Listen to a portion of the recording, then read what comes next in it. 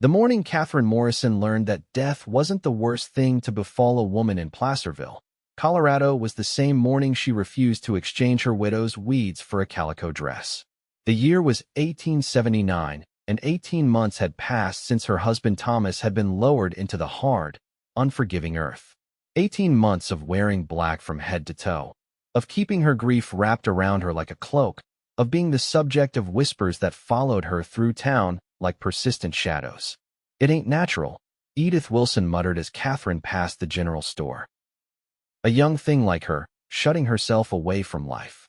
Katherine pretended not to hear, though the words stung like needles against her skin. At 23, she knew what the town expected: a respectful year of mourning, and then a return to life, perhaps even remarriage. That was the way of things in the West, where survival often demanded practicality over sentiment. But Katherine's heart hadn't received that message. The Morrison homestead sat on the outskirts of town, a modest cabin with a small vegetable garden and chicken coop that had once rung with Thomas's laughter. Now it stood quiet, save for the occasional visits from her neighbor, Mrs. Holloway, who brought food and concern in equal measure.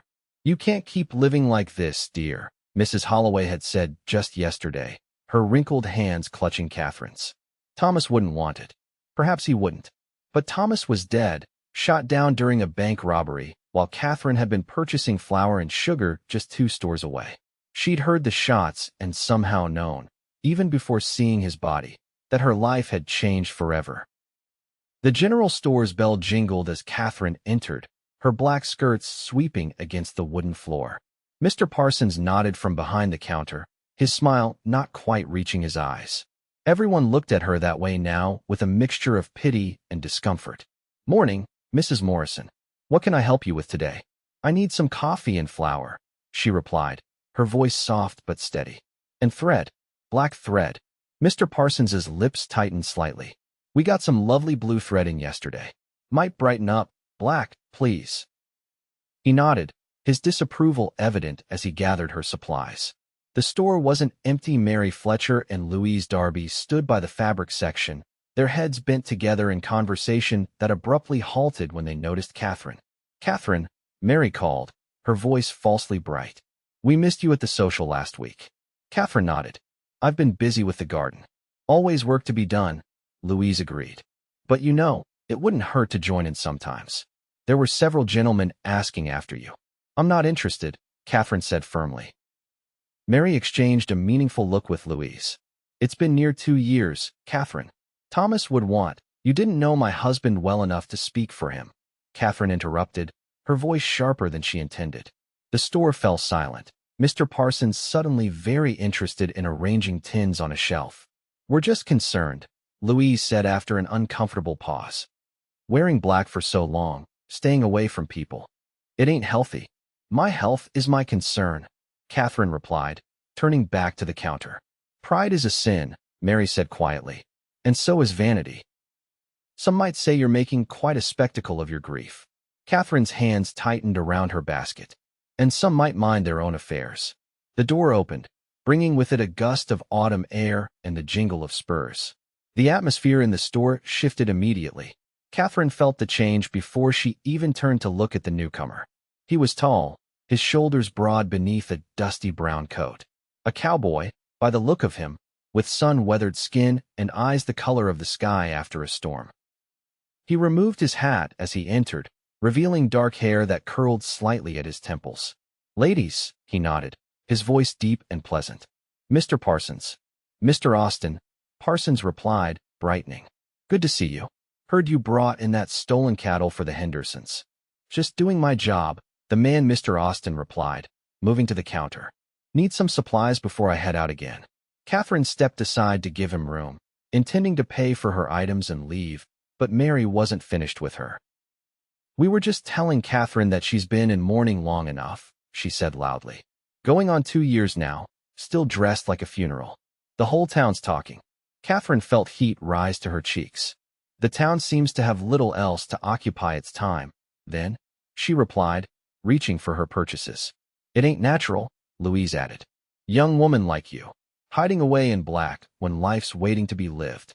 The cowboy Austin glanced between them, his expression unreadable. Katherine felt his eyes on her, assessing, and she straightened her spine.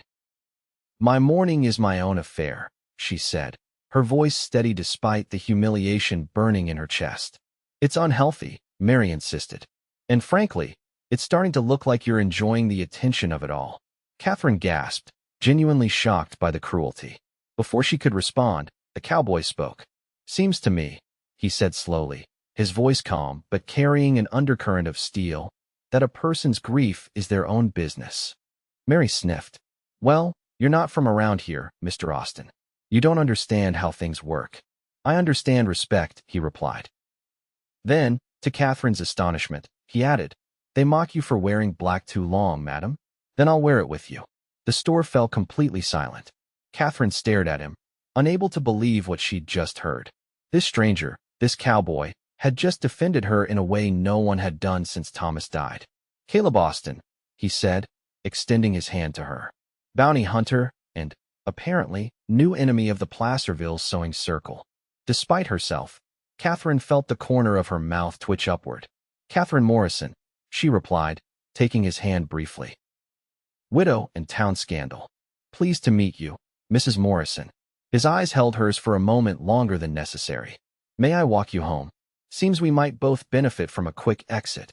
Katherine hesitated, then nodded. The gesture was kind, and she suddenly couldn't bear another minute under Mary and Louise's judging gaze.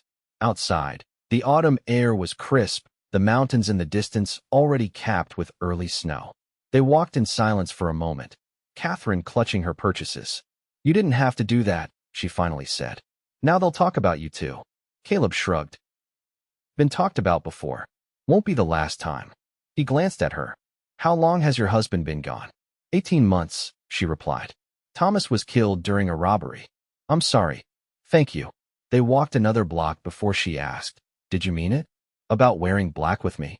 He smiled then, a small but genuine expression that softened his features. "Reckon I did. Though I should warn you, I only own one black shirt, and it's seen better days." Katherine felt something inside her shift, like ice breaking on a frozen river. Not a laugh, not quite, but the possibility of one. "The town will be scandalized." "Good. Give them something new to talk about." He adjusted his hat. "I'm staying at the boarding house for a few days before I head out again. Perhaps I could call on you, just to check you're bearing up under the weight of all that scandal." The proper thing would be to refuse. She was in mourning, after all, but there was something about Caleb Austin that made her want to break the rules she'd set for herself. "I live just beyond the church," she said. "The small cabin with the blue door. I'll find it." They'd reached the edge of town, and he stopped, tipping his hat. "Until then, Mrs. Morrison." Katherine watched him walk away, her heart beating strangely in her chest. For the first time in 18 months, she felt something other than grief. It wasn't happiness, not exactly, but it was possibility.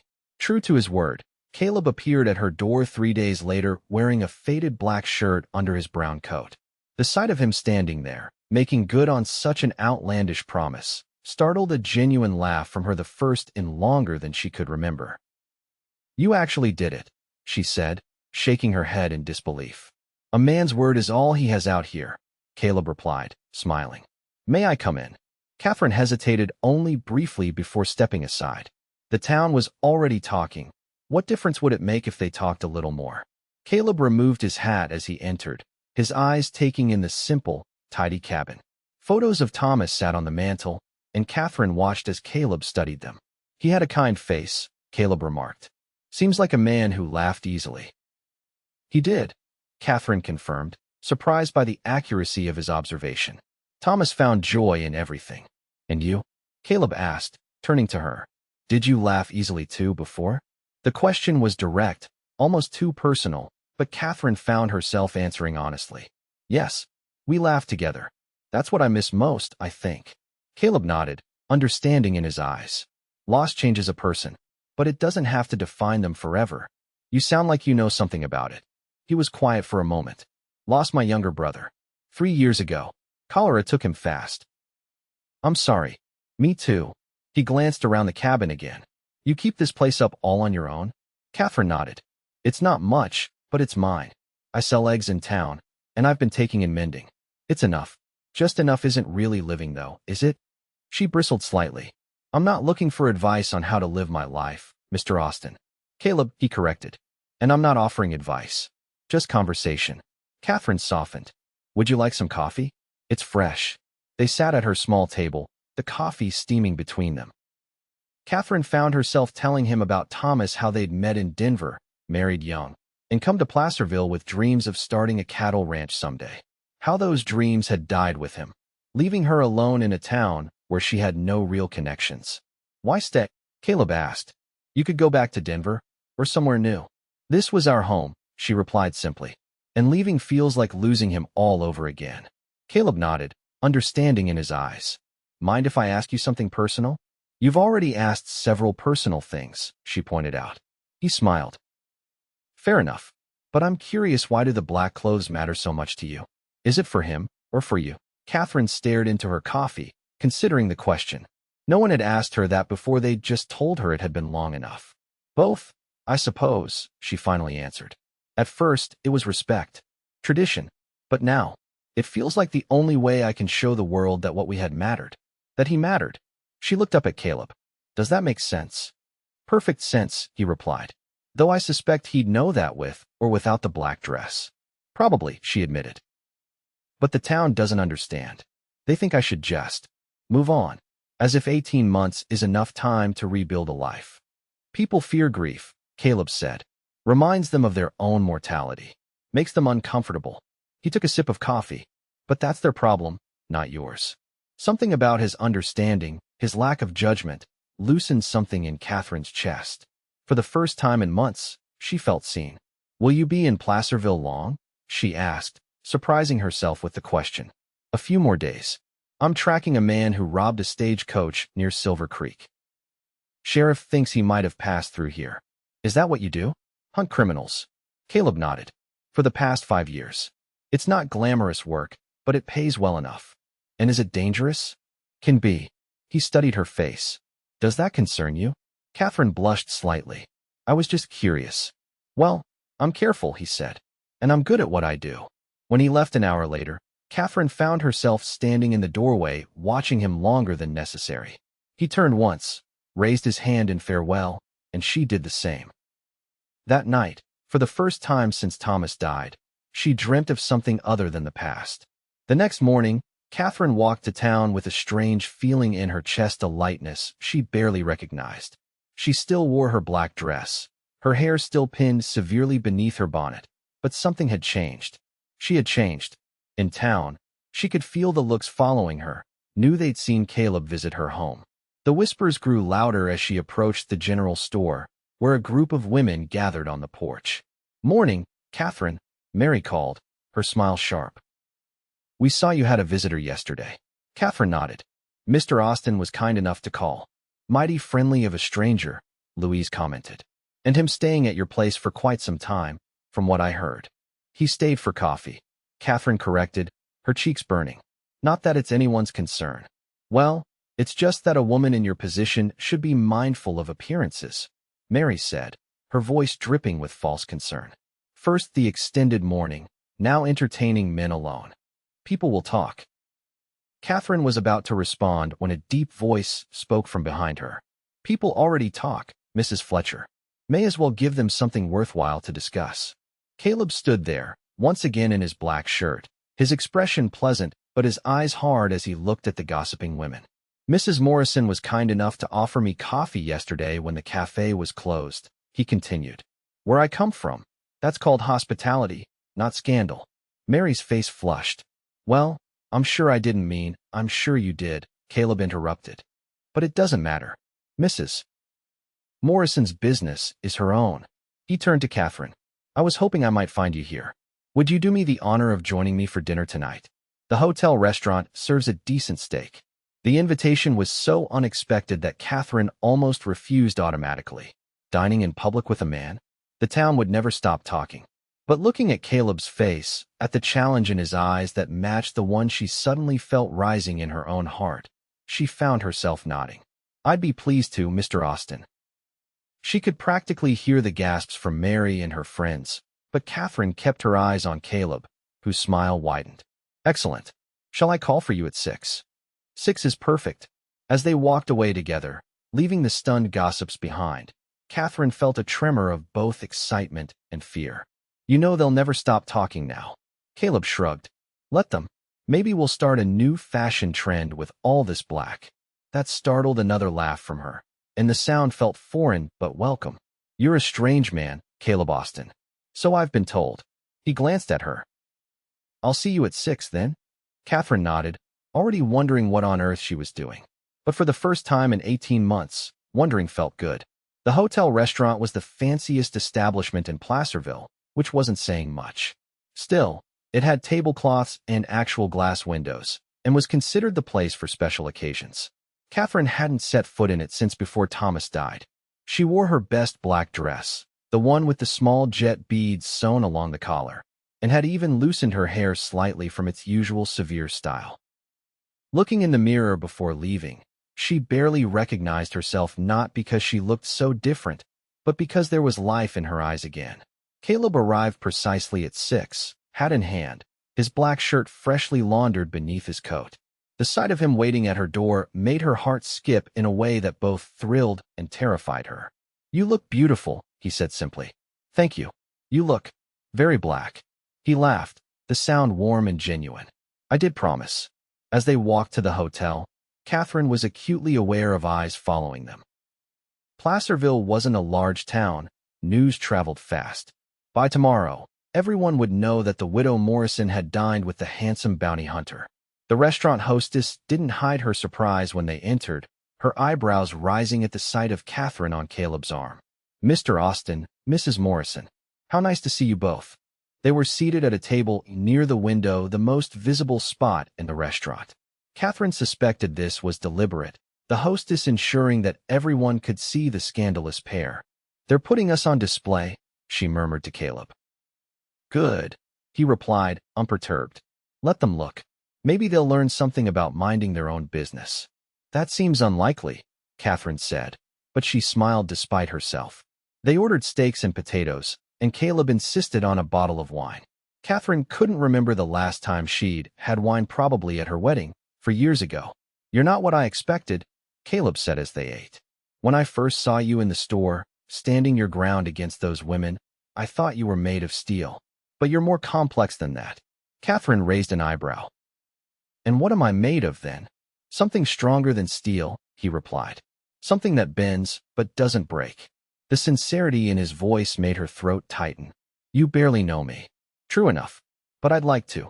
The confession hung between them, honest and unexpected. Katherine took a sip of wine to buy herself time. Why? She finally asked. You'll be leaving soon. What's the point?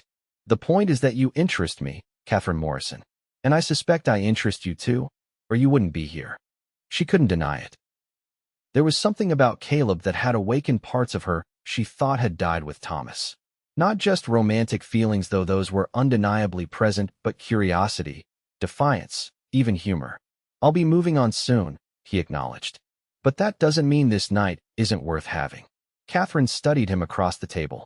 Are you always this forthright? My line of work doesn't leave much room for subtlety, he replied with a slight smile. And life's too short for games. On that, we agree. Their conversation flowed more easily after that. Caleb told her about growing up in Texas, about his years as a cowhand before becoming a bounty hunter, about the places he'd seen. Katherine found herself telling him about her childhood in St. Louis, her dreams of adventure that had led her west with Thomas. The poetry she used to write before grief had stolen her words. By the time they finished dessert apple pie with fresh cream, the restaurant had nearly emptied.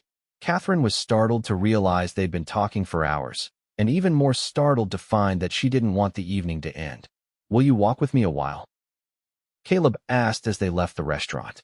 The night's too fine to waste. It was indeed a beautiful night. The moon hung full over Placerville, silvering the streets and the distant mountains. They walked toward the edge of town, where the buildings gave way to open country, their shadows stretching long before them. I need to thank you, Katherine said as they walked. Not just for dinner, but for making me remember what it feels like to live. Caleb stopped, turning to face her. In the moonlight, his eyes were impossibly blue. You never stopped living, Katherine. You just stopped believing life could be good again. The truth of his words struck her deeply. Yes, she whispered. That's exactly it. He reached out slowly, giving her time to pull away, and touched her cheek with gentle fingers. It can be good again. Different, but good. Katherine closed her eyes, leaning slightly into his touch. For 18 months, no one had touched her with tenderness. The sensation was overwhelming. I'm afraid, she admitted. Of feeling. Of losing again. That's the bargain we make for loving anything in this world, Caleb said softly. The risk of loss. But it's worth it, don't you think? Before she could answer, the sound of approaching horses broke the moment. Caleb dropped his hand, stepping slightly away as riders appeared on the road from the north. Evening, called the lead rider, slowing his horse. That you, Austin? Sheriff Thompson, Caleb acknowledged. What brings you out this late? Got word that man you're after was spotted up at Miller's Creek. Thought you'd want to know right away.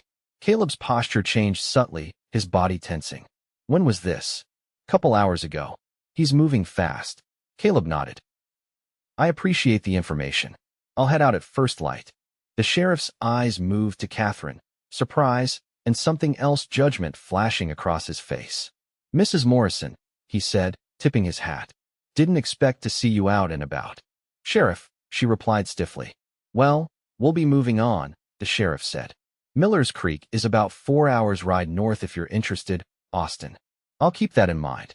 They watched the riders continue toward town, the sound of hooves gradually fading. The magical mood of moments before had vanished, reality intruding harshly. You'll be leaving tomorrow, then? Katherine said, her voice carefully neutral. Caleb nodded. Have to. If I don't catch him now, the trail will go cold. She understood, of course. This was his job, his life. And she was just, what? A brief diversion? A woman he'd felt sorry for? Katherine, he said, reading her thoughts. This isn't how I wanted the evening to end. It's fine, she said quickly. You have responsibilities. I understand. Look at me, he requested, and when she did, he continued. This isn't goodbye. I'll finish this job and come back. Hope flickered dangerously in her chest. You don't have to make promises. I'm not in the habit of saying things I don't mean, he replied seriously. I'll come back. If you want me to. Katherine looked at him in the moonlight.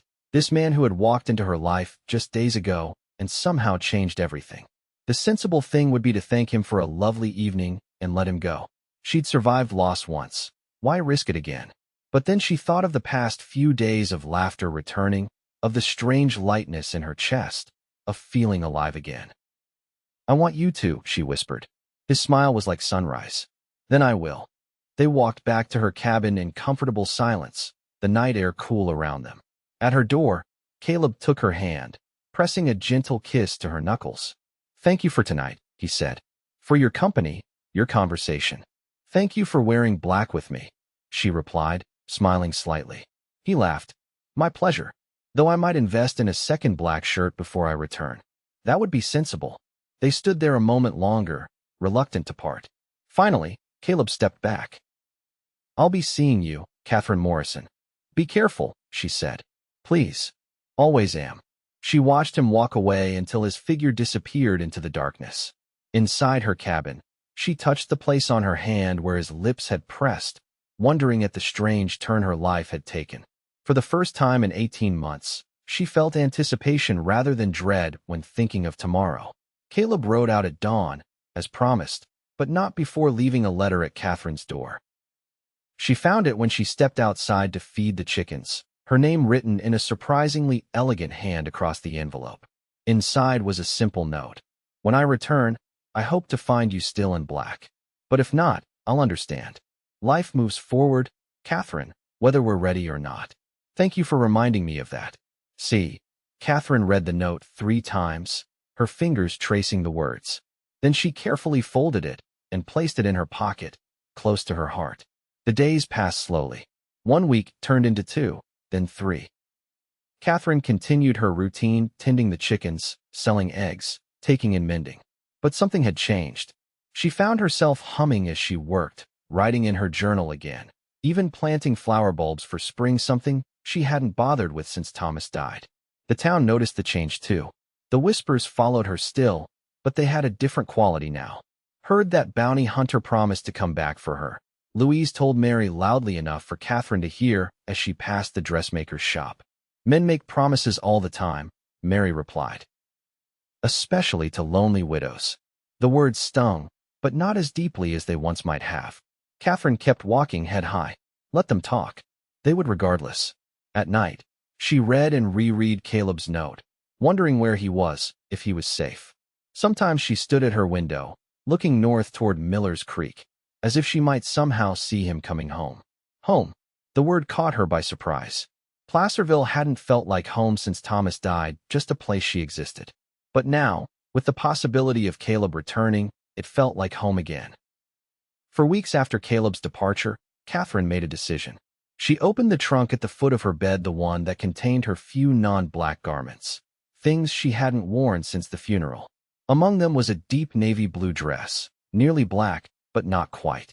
She held it up, the fabric soft and familiar in her hands. Thomas had always loved her in blue. Matches your eyes, he'd say.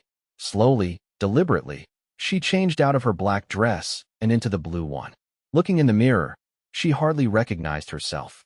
The blue brought color to her face, made her look less like a ghost. For the first time, she could see what everyone else had been trying to tell her. She looked alive again. But was she ready? Catherine stood in front of the mirror for a long time, thinking about Thomas, about Caleb, about herself. Finally, she came to a decision. She walked to town wearing the blue dress, her steps steady despite the nervousness fluttering in her stomach. The reaction was immediate. People stared. Women whispered behind their hands. Men nodded approvingly. In the general store, Mary and Louise fell silent when she entered, their eyes wide with surprise. "Catherine," Mary said, recovering first. "My, don't you look different? Blue has always suited you," Louise added, her tone suggesting this was a major concession. "Thank you," Catherine replied simply, moving to the counter to make her purchases. "We're pleased to see you." Moving forward, Mary continued, "Though I suppose this means the bounty hunter made quite an impression." Catherine turned to face them. "Mr. Austin reminded me of something important, that my grief is my own, to carry as long as I need to. But he also reminded me that life continues." She smoothed her blue skirt. "This isn't for him, or for you, or even for Thomas. It's for me." The women exchanged glances, clearly not having expected such a forthright response. "Well," Louise finally said, "it's a becoming color on you."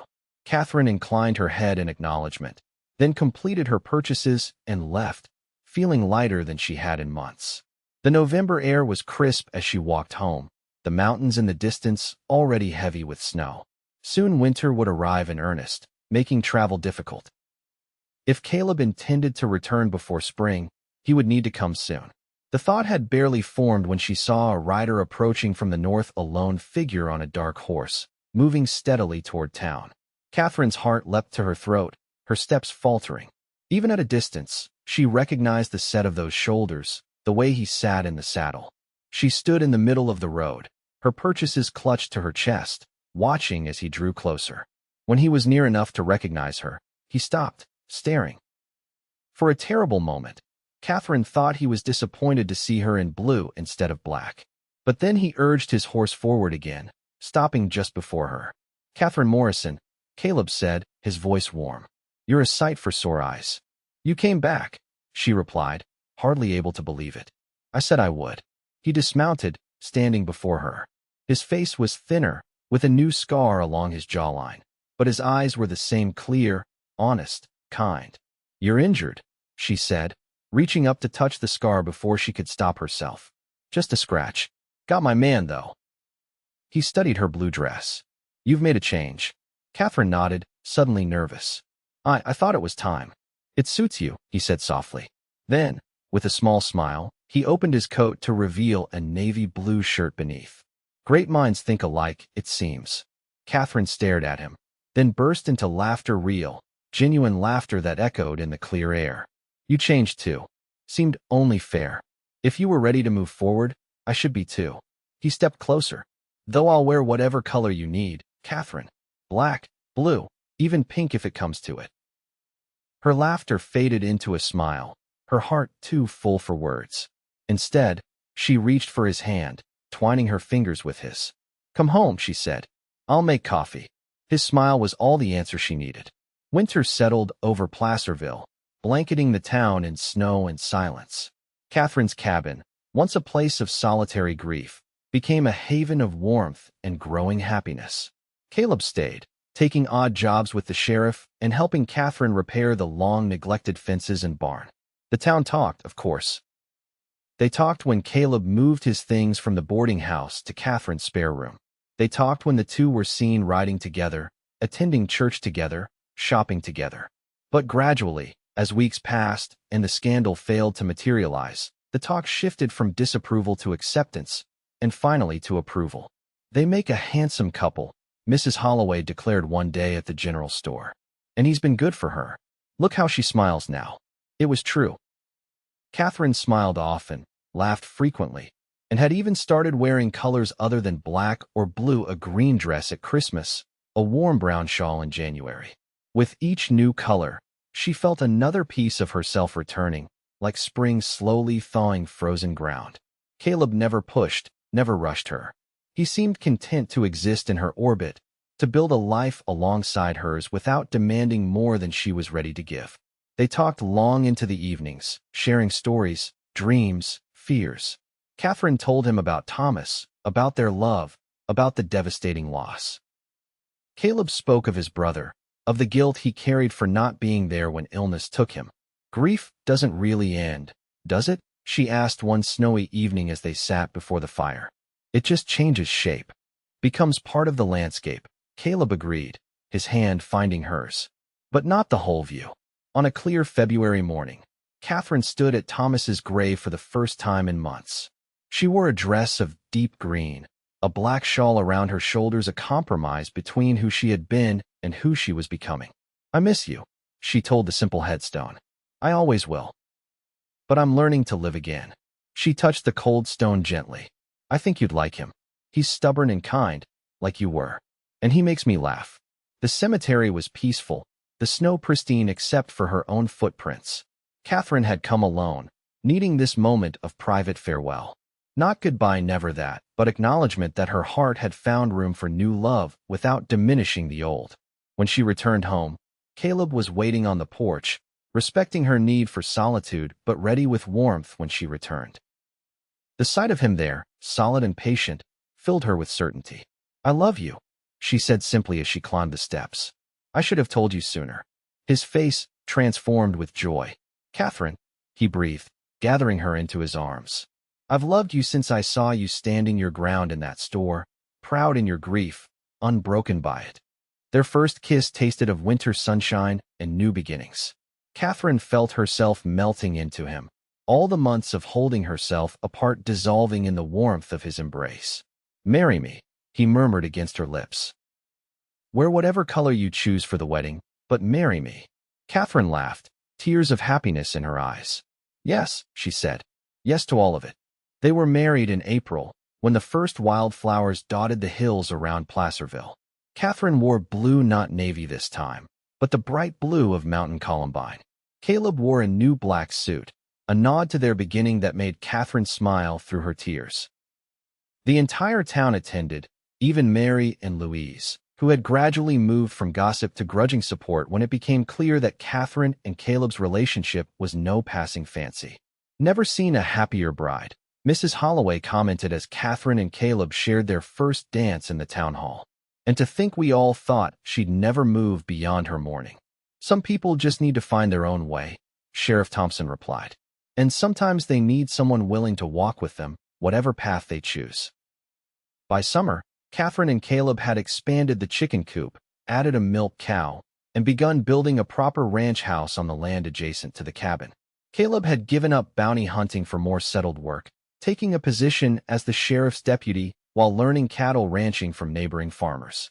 Catherine found her voice again, writing poetry in the evenings, and even submitting some to newspapers in Denver.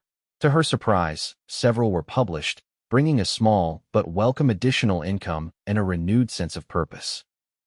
In September, as golden light bathed the new ranch house nearly complete with its wide porch and airy rooms, Catherine shared news that brought tears to Caleb's eyes.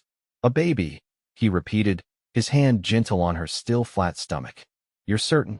"Dr. Fleming confirmed it yesterday," she nodded. "Due in spring." Caleb gathered her close, his joy palpable. "I never thought.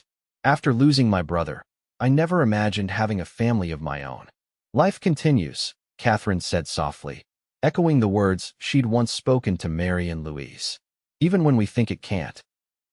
That evening, as they sat on the porch watching the sunset paint the mountains in shades of gold and purple, Katherine thought about the strange journey that had brought her here, from devastating loss to unexpected joy, from the prison of grief to the freedom of love renewed. "What are you thinking?" Caleb asked, his arm warm around her shoulders. "About colors," she replied. "How for so long, I only saw in black. Then you came along with your ridiculous promise to wear it with me, and suddenly, I remembered there was an entire spectrum waiting." He smiled, pressing a kiss to her temple. "I'd have worn black forever if you'd needed it." "I know," she said, leaning into him. "That's why I didn't have to." The following spring brought 2 new beginnings to the Austin household. The ranch house was finally complete, a beautiful home with room for the family they hoped to build. And on a perfect May morning, Katherine gave birth to a daughter with her mother's dark hair and her father's clear blue eyes.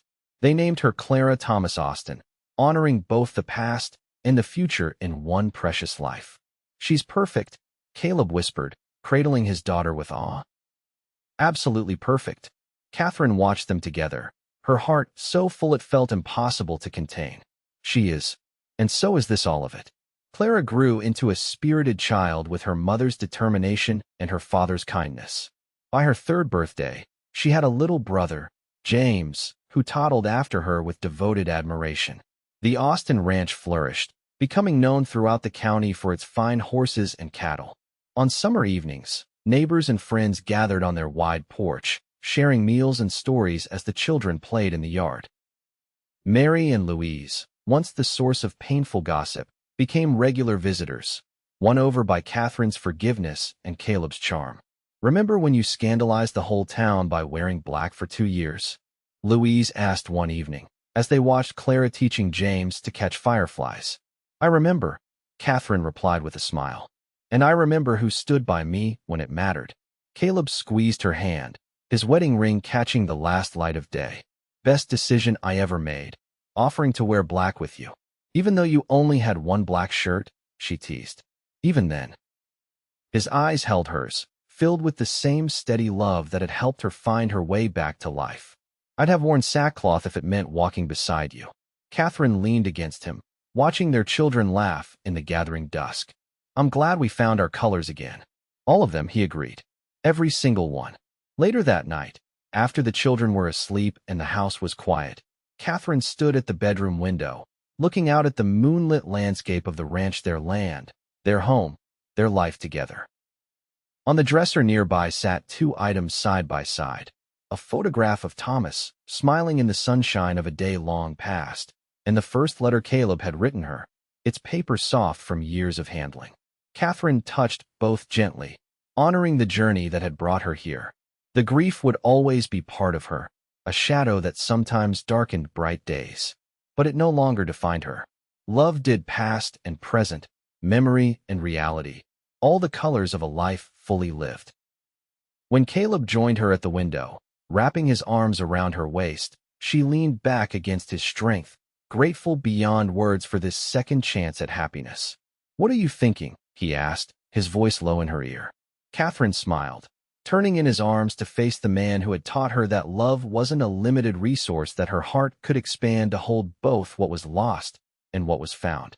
"I'm thinking that some people wear black because they're in mourning," she replied, "and some wear it because they choose to stand with those who grieve." She reached up to touch his face, still handsome after years of Colorado sun and wind. "And I'm thinking how fortunate I am to have found one of the second kind." Caleb kissed her then, tender and sure, a promise renewed with each passing day.